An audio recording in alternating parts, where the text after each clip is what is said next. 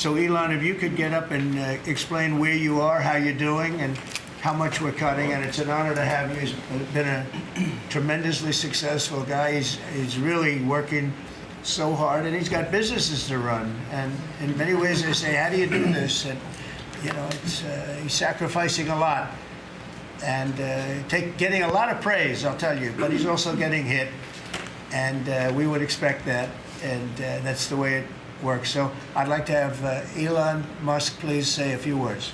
Well, Thank you, Elon. Thank you, Mr. President. I actually just call myself a humble tech support here because this is actually, as crazy as it sounds, that is almost a literal description of the work that the DOGE team is doing, is helping fix the government computer systems. Many of these systems are extremely old. They don't communicate. There are a lot of mistakes in the systems. The software doesn't work. So we are actually tech support. It's ironic, but it's true. The overall goal here with the DOGE team is to help address the enormous deficit. We simply cannot sustain as a country $2 trillion deficits. The interest rates, just the interest on the national debt, now exceeds the Defense Department spending. We spend a lot on the Defense Department, but we're spending like over $1 trillion on interest. If this continues, the country will become de facto bankrupt. It's not an optional thing, it is an essential thing. That's the reason I'm here. And taking a lot of flack, and getting a lot of death threats, by the way. I mean, I like to stack them up, you know. But if we don't do this, America will go bankrupt. That's why it has to be done. I'm confident at this point, knock on wood, you know, knock on my wooden head, there's got a lot of wood up there, that we can actually find $1 trillion in savings. That would be roughly 15% of the $7 trillion budget. And obviously that can only be done with the support of everyone in this room. And I'd like to thank everyone for your support. Thank you very much. This can only be done with your support. So it's really, DOGE is a support function for the President and for the agencies and departments to help achieve those savings and to effectively find 15% in reduction in fraud and waste. And we bring the receipts. So people say, like, well, is this real? Just go to doge.gov. We line item by line item, we specify each item. So, and I should say, we will make mistakes. We won't be perfect, but when we make a mistake, we'll fix it very quickly. So, for example, with USAID, one of the things we accidentally canceled very briefly was Ebola prevention. I think we all want Ebola prevention. So we restored the Ebola prevention immediately, and there was no interruption. But we do need to move quickly if we're to achieve a $1 trillion deficit reduction in financial year 2026. It requires saving $4 billion per day, every day, from now through the end of September. But we can do it, and we will do it.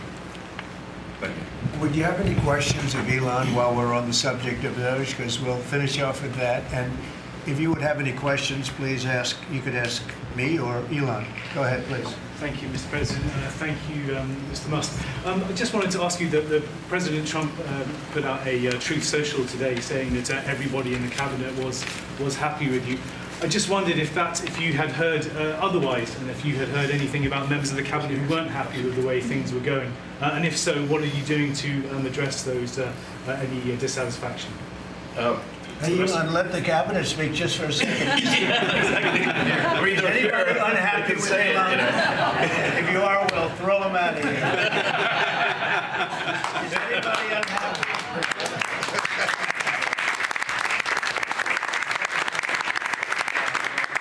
They have a lot of respect for Elon and that he's doing this, and some disagree a little bit, but I will tell you, for the most part, I think everyone's not only happy, they're thrilled. So go ahead, Elon. I'm grateful. And President Trump has put together, I think, the best cabinet ever. Literally. So, and I do not give false praise. This is an incredible group of people. I don't think that such a talented team has actually ever been assembled. I think it's literally the best cabinet that the country has ever had, and I think the company should be incredibly appreciative of the people in this room. Mr. Go Musk. ahead, please. Yeah. Mr. President, thank you, Mr. Musk. Are there about half of the government employees so far appear to have responded to your request for what they've been doing over the past week? Is there a timeline in place for next moves for people being fired, and when can people expect to see results from that? Yes. Well, to be clear, I think that email perhaps was misinterpreted as a performance review, but actually it was a pulse check review. Do you have a pulse? Do you have a pulse and 2 neurons? So if you have a pulse and 2 neurons, you can reply to an email. This is, I think not a high bar, is what I'm saying. This is, anyone can accomplish this. But what we are trying to get to the bottom of is we think there are a number of people on the government payroll who are dead, which is probably why they can't respond.